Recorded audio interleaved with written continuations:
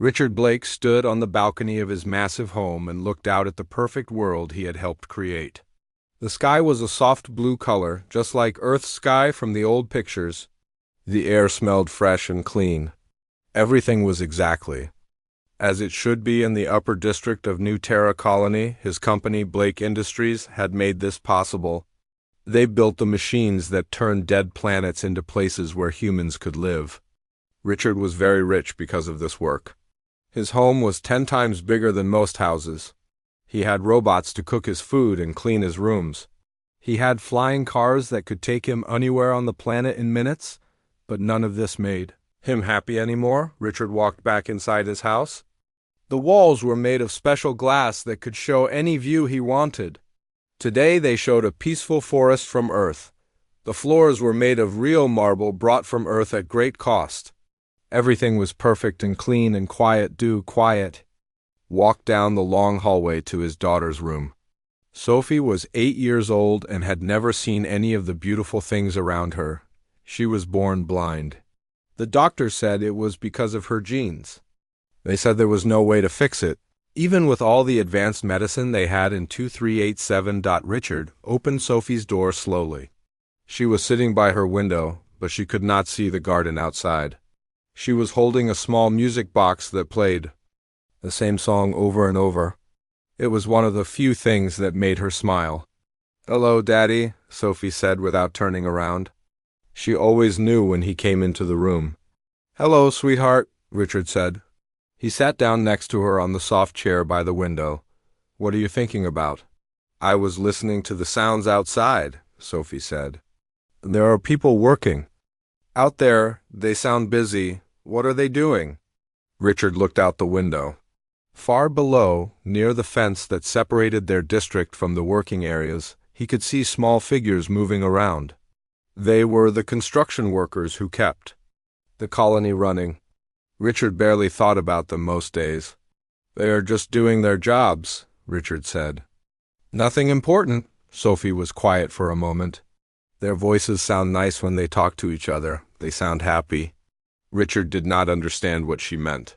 Those workers lived in small houses and ate simple food. How could they be happy? They had nothing compared to what he could give Sophie. "Would you like to go to the garden today?" Richard asked. "The robot can push your chair around the paths." "Can we go to the fence?" Sophie asked. "I want to hear the workers better." "No," Richard said quickly. "That area is not safe for you. The workers are different from us. They might not understand about your condition." This was not true.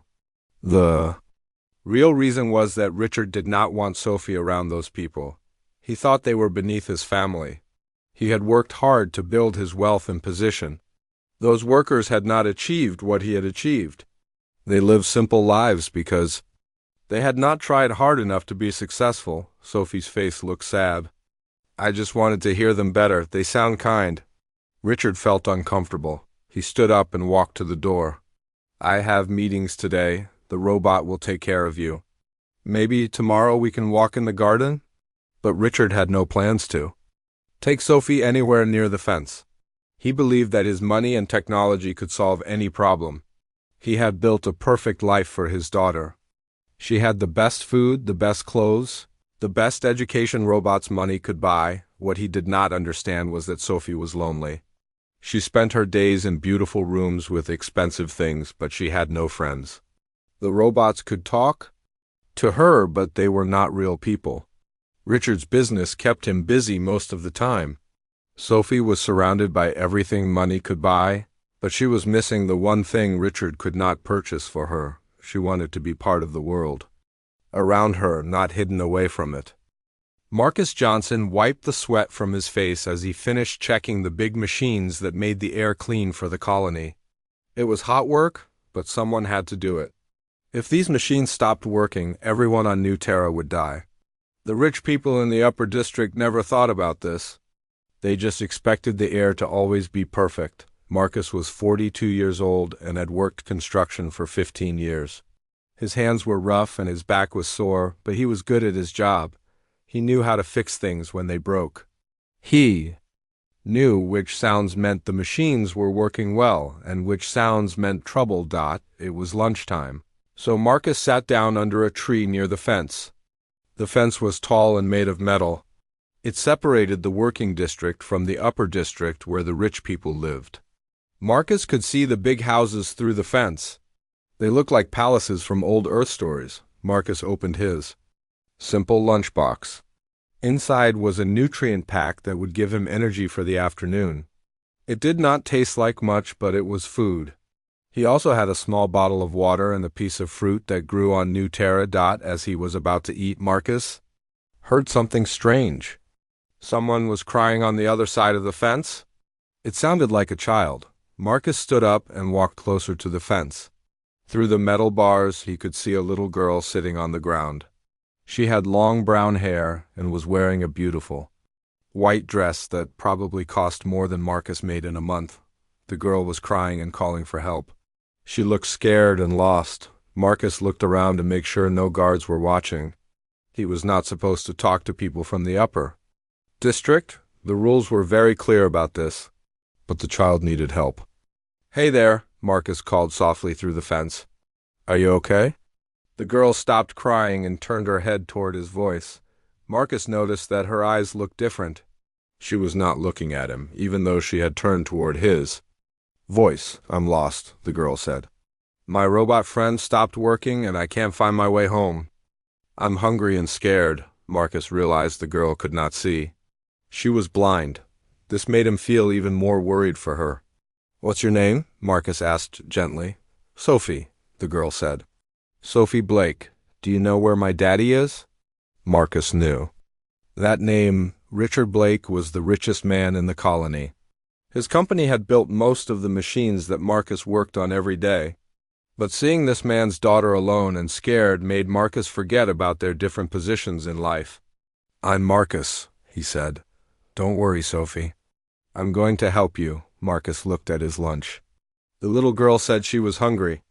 Without thinking twice, he broke his nutrient pack in half and pushed one piece through a gap in the fence.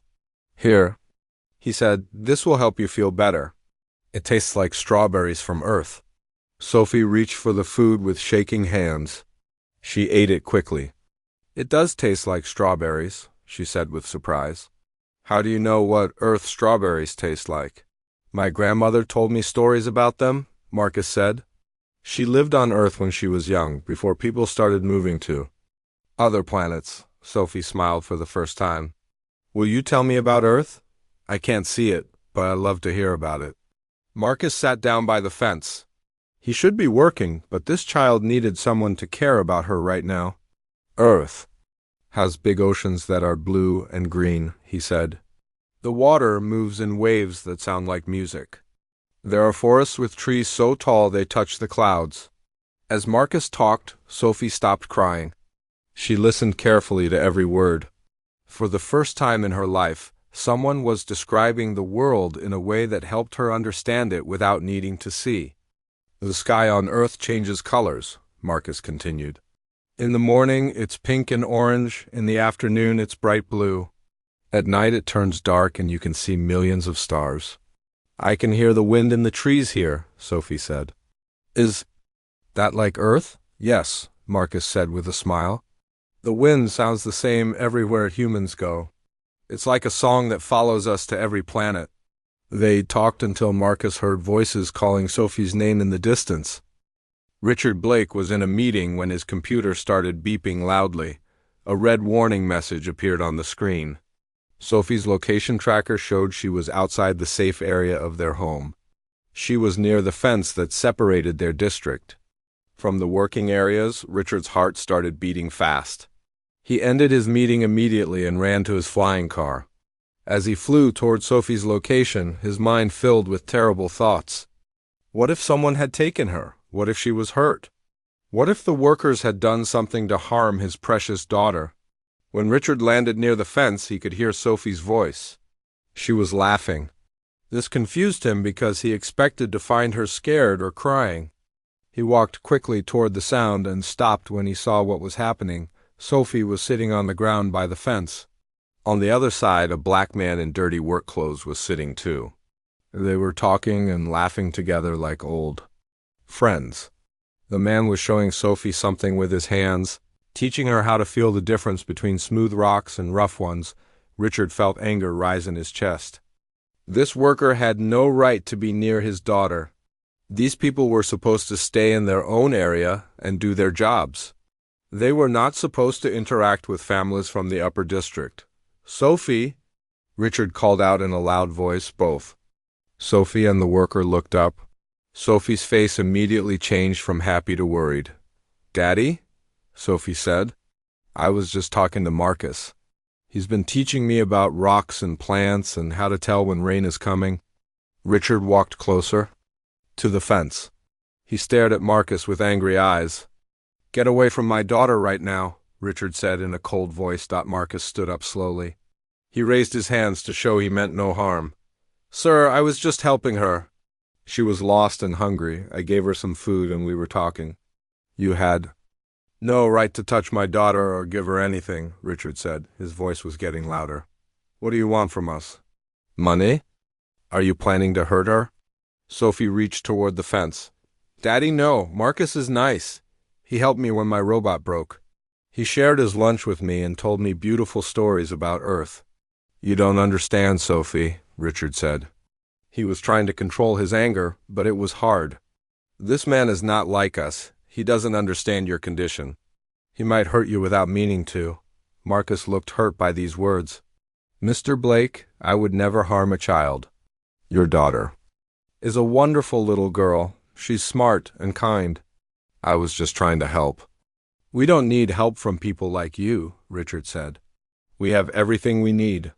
Sophie has the best doctors, the best robots, the best education money can buy." Sophie started crying. "But Daddy, Marcus makes me feel normal. He doesn't treat me like I'm broken. He talks to me like I'm a real person." These words hit Richard like a punch in the stomach. Sophie thought he treated her like she was broken. That was not what he meant to do. He loved her more than anything in the world. Everything he did was to protect her and give her a good life. "Sophie, let's go home," Richard said, his voice softer now. "Your robot has been fixed. Dinner is waiting for you." "Can Marcus come visit me?" Sophie asked with hope in her voice. "No," Richard said firmly. "That's not appropriate. We live in different worlds." Marcus looked at Sophie with sad eyes. "It was nice meeting you, Sophie. Remember what I taught you about listening to the wind. It will always tell you stories if you know how to hear them." Sophie nodded, tears running down her face. "I'll remember, Marcus. Thank you for being my friend." Richard picked up Sophie and carried her to his flying car. As they flew home, Sophie was quiet. She did not talk about the rocks or the stories or anything else. She just sat silently with tears on her cheeks. For the first time, Richard wondered if he had made a mistake. But he pushed this thought away. He was protecting his daughter. That worker had no business being around Sophie. Rich people and working people lived separate lives for good reasons. That was just how the world worked, but Sophie's words kept echoing in his mind. She said Marcus made her feel normal. She said Marcus treated her like a real person. What did this mean about how Richard treated his own daughter? Richard could not sleep that night. Sophie's words kept running through his mind. She said Marcus made her feel normal. She said he treated her like a real person. This bothered Richard more than he wanted to admit. The next morning, Richard decided to find out more about this Marcus Johnson. If this man was going to be around his daughter, Richard needed to know everything about him. Maybe he could find something bad about Marcus that would prove to Sophie that staying away from him was the right choice. Richard used his computer to search through the colony's records. What he found surprised him. Marcus Johnson was not just a simple construction worker. He had been an engineer before.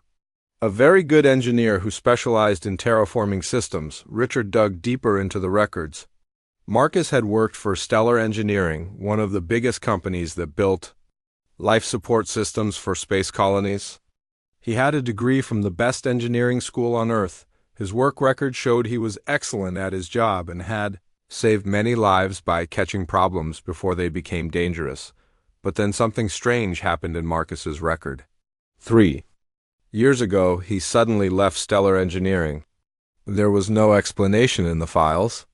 One day he was a respected engineer, and the next day he was working construction jobs on New Terra. Richard used his connections to get more information. He called his friend who worked at Stellar Engineering, Marcus Johnson. His friend said, over the video call, "Oh yes, I remember him. Brilliant engineer, could spot problems that our computers missed. But he caused trouble for the company." "What kind of trouble?" Richard asked. "He found safety problems in one of our colony projects. The atmospheric systems had flaws that could have killed thousands of people. But fixing the problems would have cost the company millions of credits and delayed the project by 2 years." Richard felt a cold feeling in his stomach. What happened? Marcus reported the problems to the company leaders.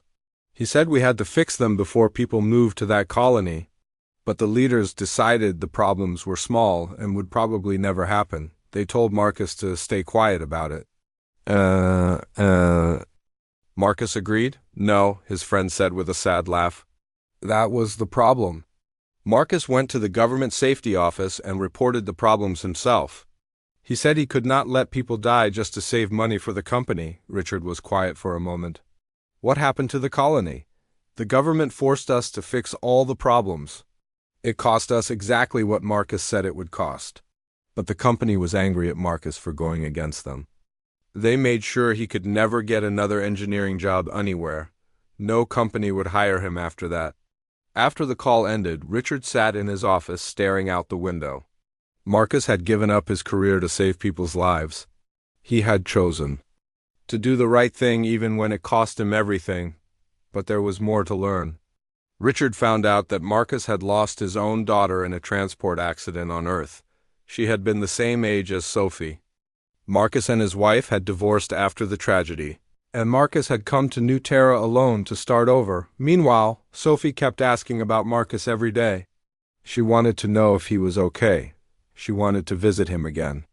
Richard kept saying no, but Sophie was becoming more upset each day. One afternoon, Sophie's robot teacher malfunctioned during her lesson. Sophie sat in her room crying because she could not do her schoolwork. Richard tried to fix the robot, but he did not understand the technical parts. Sophie wiped her tears and said something that shocked Richard. Marcus would know how to fix it. He's good at fixing things. He told me he used to be an engineer before he worked construction. Richard stared at his daughter. "He told you he was an engineer?" "Yes," Sophie said. "He said he used to design systems that help people breathe. Clean air on new planets. But he said some people got angry at him for telling the truth about dangerous things." Richard realized that Marcus had told Sophie the truth about his past. He had not lied or tried to make himself seem more important. He had simply shared his story with a lonely little girl who wanted someone to talk to. For the first time, Richard began to wonder if he had been wrong about Marcus Johnson. Richard spent the next week quietly watching the construction workers from his office window. He had never really paid attention to them before, but now he wanted to understand what they actually did each day. What he saw surprised him. The workers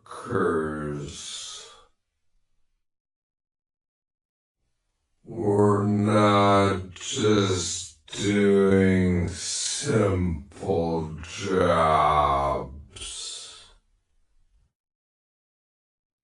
They were checking complex systems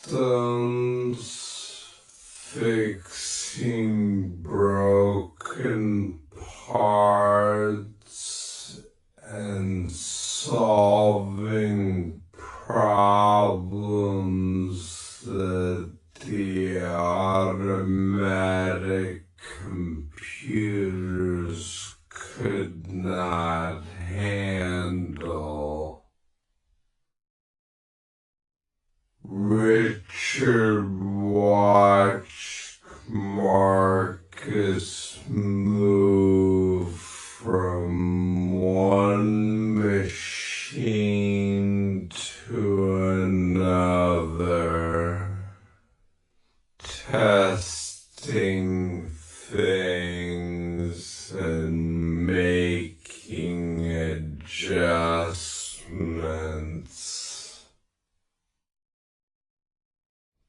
It looked like engineering work, not basic construction.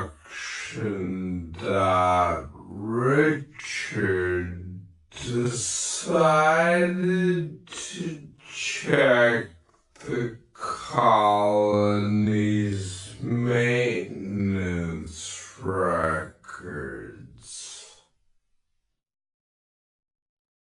He used his computer access to look at reports from the past year. What he found made him feel sick to his stomach. There had been 12 major problems with the life support systems.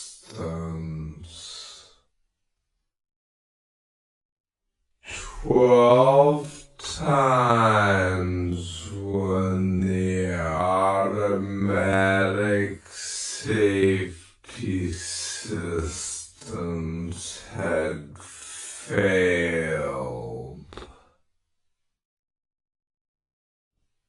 To catch dangerous issues, every single time it was Marcus and his team who had found the problems and fixed them. Without their work, the entire colony could have died. The rich people in the upper district, including Richard and Sophie, owed their lives to these workers they looked down on. One report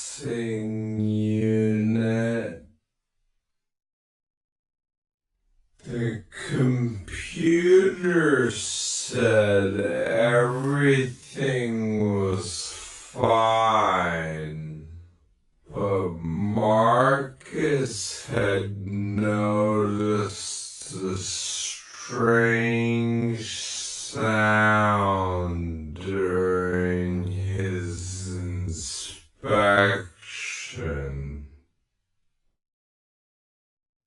He had insisted on taking the whole system apart to check it. The other workers thought he was being too careful. But Marcus would not give up. When they opened the unit, they found the crack was much worse than anyone thought. If it had broken completely, poisonous gases would have leaked into the air supply for the upper district. Everyone in Richard's neighborhood would have died in their sleep. Marcus had saved their lives, and no one in the upper district even knew about it. Richard also learned something else disturbing. The construction workers were paid very little money. They lived in small houses and ate simple food, while people like Richard lived in mansions and threw away food every day. But these underpaid workers were the ones keeping everyone alive. Meanwhile, Sophie was becoming more unhappy each day. She missed talking to Marcus. She would sit by her window and listen for the sound of the workers, hoping to hear Marcus's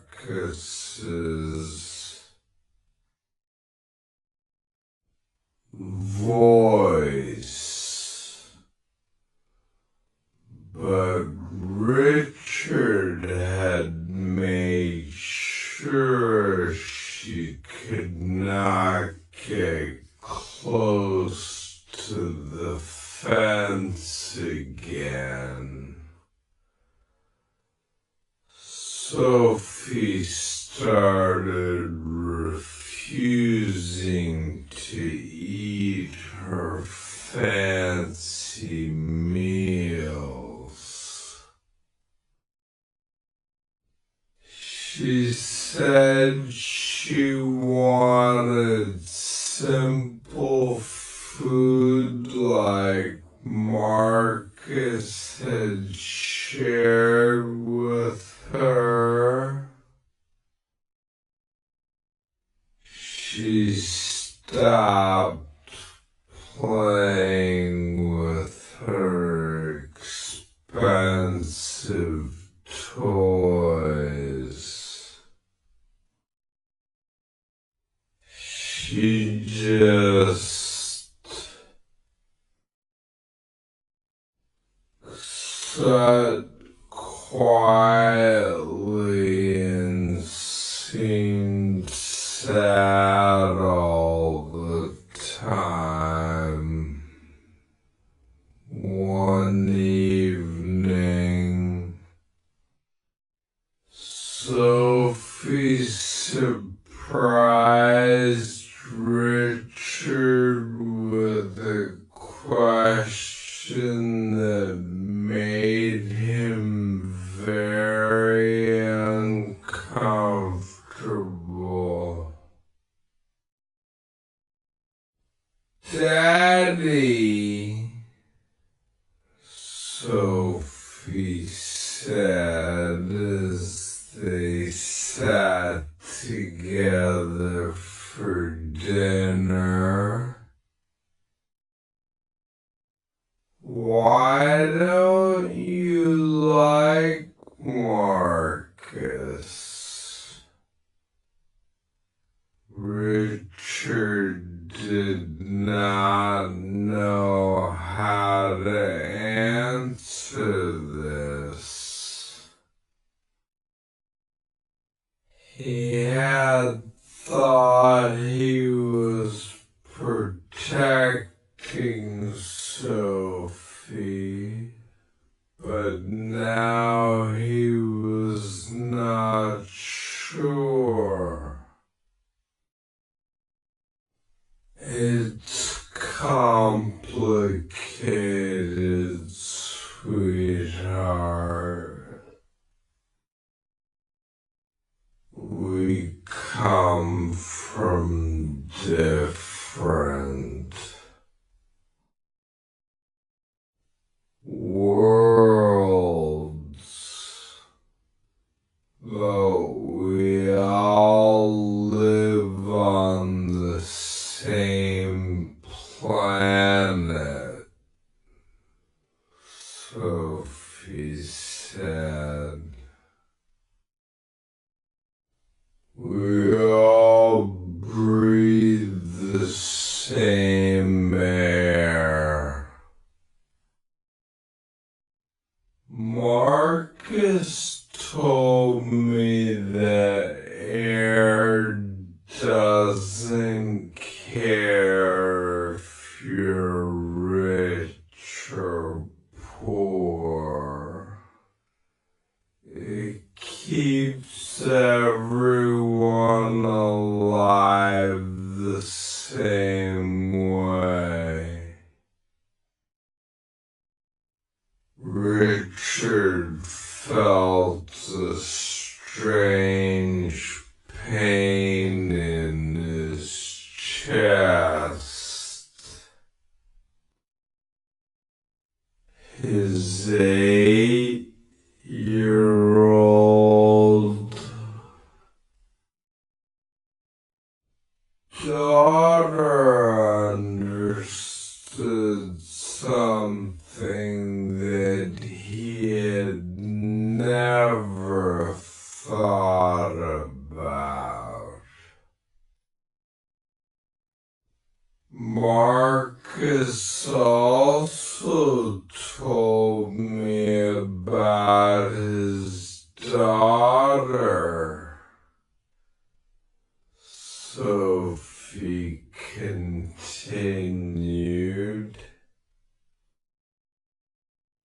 She died in an accident on Earth.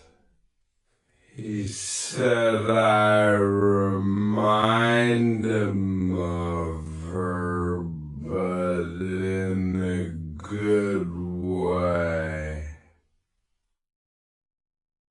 He said helping me makes him feel like his daughter is still watching over him.